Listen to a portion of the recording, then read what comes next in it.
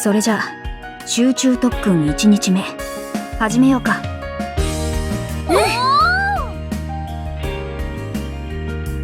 あ、今日は初日だからこれからの流れをサクッと説明しようと思う。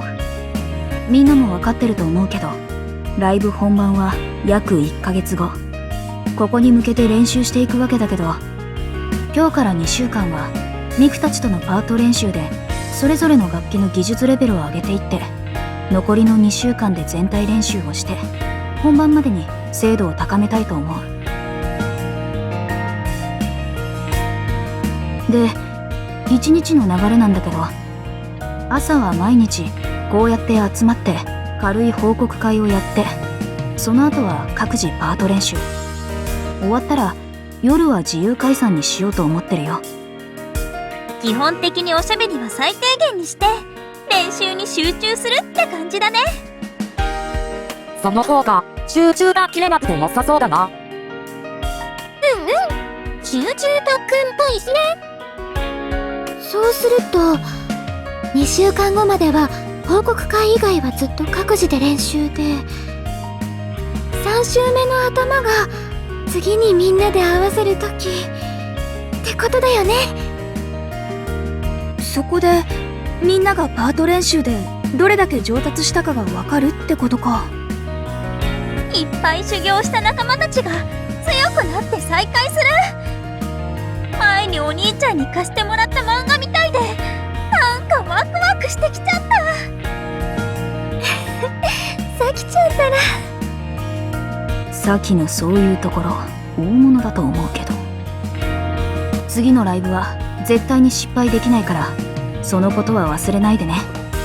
今度あのステージに立った時、お客さんの心に響く演奏ができなかったら、きっともう見向きもされないと思う。そうなったら私たちはもう二度とあのライブハウスではやれないと思うから。もちろん私もそのつもりだよ。でもせっかくだから楽しんだ方がいいと思って。だってレオニードで届けたいのは今回の曲みたいなちょっと寂しい曲だけじゃなくて、今までみたいなワクワクの気持ちのもあるから。さき、確かにそうだね。練習するのは大事だけど、私たちの曲を届けるってことは忘れないようにしないと。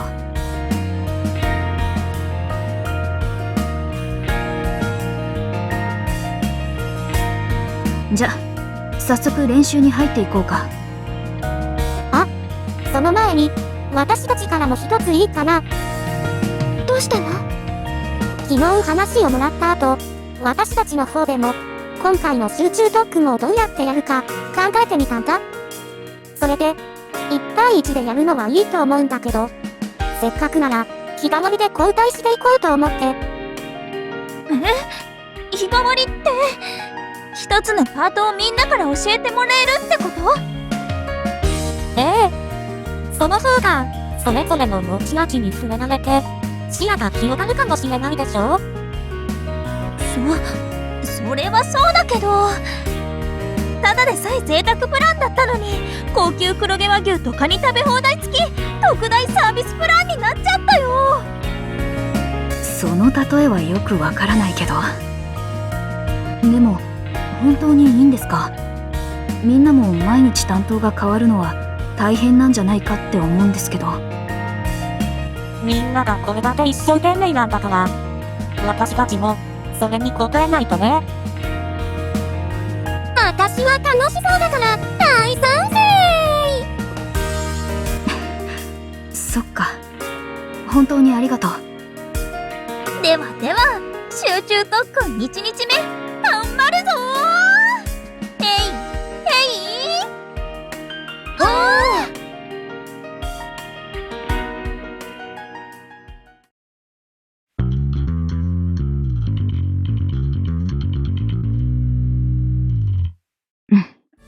この前引っかかってたとこスムーズにできるようになってる。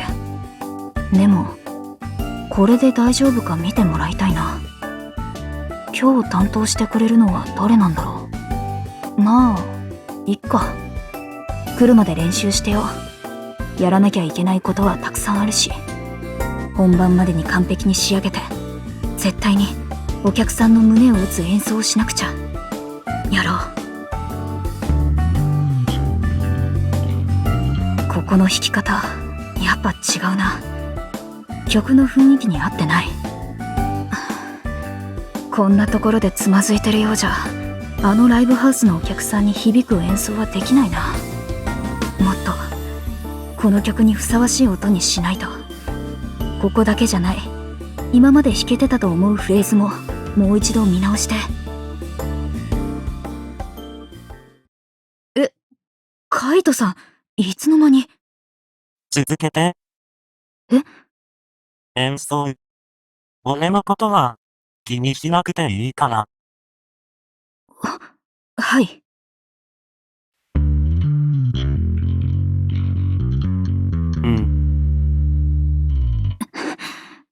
ここ、さっきのとこ。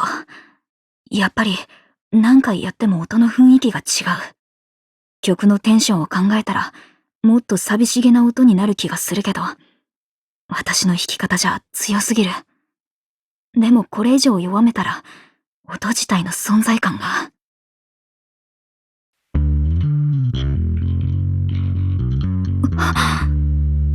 この音。どうかな？イメージ。ぴったりです。本当に私が思ってた通り。今の忘れないうちに真似してやってみよう。確かこう。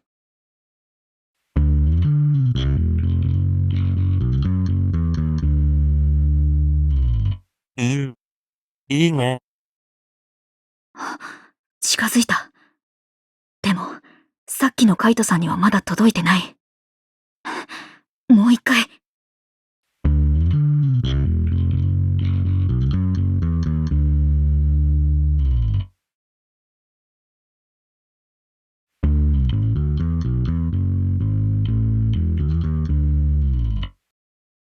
そろそろ休憩かな？はい。カイトさんのおかげでずっと引っかかっていたところができるようになりました。ありがとうございます。そっか。役に立てたならよかった。やっぱりカイトさんってクールな感じなんだな。でも気づいたら練習始めてから5時間半くらい経ってる。カイトさんは別に疲れてる感じもなかったし、多分私に気を使って休憩しようって言ってくれたんだろうな。と言っても特に何もすることはないんだけど。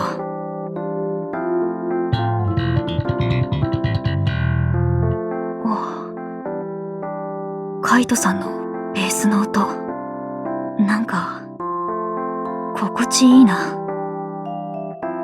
繊細で柔らかくて包み込んでくれる感じ。私も。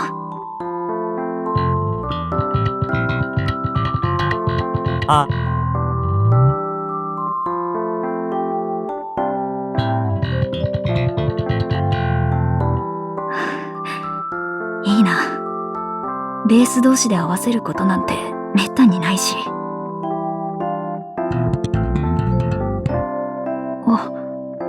これってアレンジ？それなら。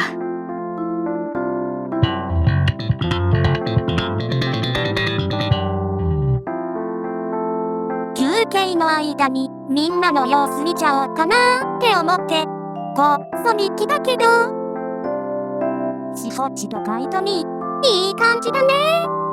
ベース同士のセッションって珍しいし見れてラッキー。リン、何してるの？わー！もう二人とも脅かさないでよ。普通に声かけただけだけど。この音ベースだよね。ってことはその教室にいるのって。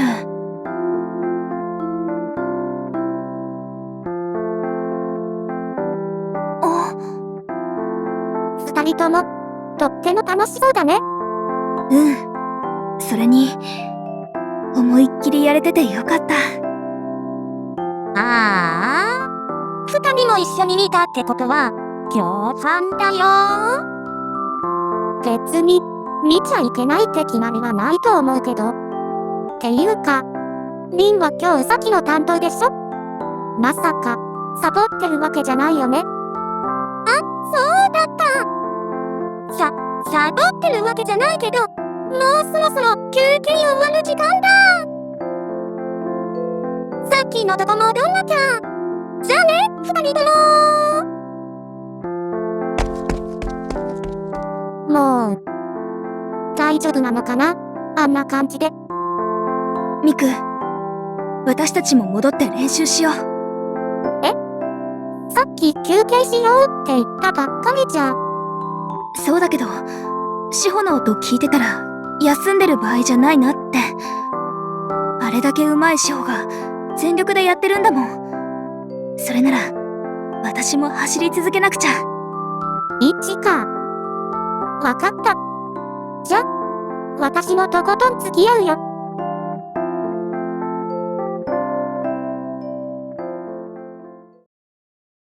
ほなみ、まだ走ってる。今度はバスドラじゃなくて、スネアに注意してみて。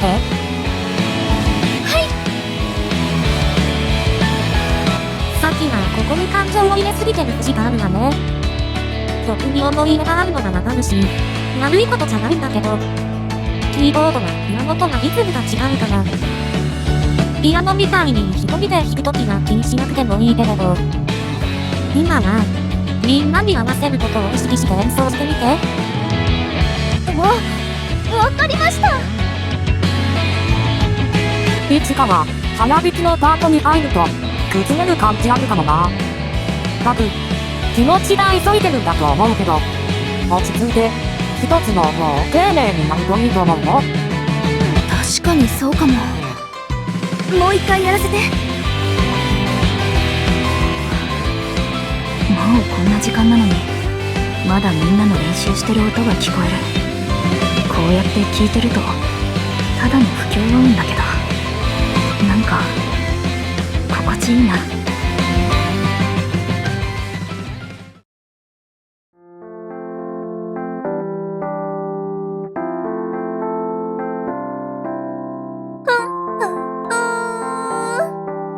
今日はしほちゃんと買い物当番だ。ご機嫌だね、サキ。だって、こうやって二人でお出かけするの久しぶりだから、最近はずっと練習ばっかりだったし。確かにそうだけど、必要なもの買ったら早く帰ろう。きっとみんなもまだ練習してるだろうし。そうだね。こうしてる間にも、いっちゃんやほなちゃんに引き離されちゃってるかも。よーし、早く買って戻るぞー。あと、いっちゃんがゲンもお願いって。あれ？買い物？あなたは。こんなところで会うなんて偶然だね。いつもこんな時間に買い物してるの？なんか意外かも。別にいつ買い物したっていいでしょ。まあそうだけど、なんか夜に出歩くようなイメージなかったから。この前のライブでも似たようなことを。で、そうだ、ライブで思い出した。ほら、この前言ってたじゃん。次のライブで自分たちの音楽を証明するって。それが何か？そこまで言われたら見に行かないわけにはいかないし、あの後ライブハウスのスタッフに聞いたんだよね。そしたら、そのライブ、私たちも出ようとしてたやつだったんだよ。だから、ごめんね。客席からは見られない。でも、この前みたいに、バックステージからは見させてもらうから。よろしくね。待ってください。それって。それじゃまた、次のライブで。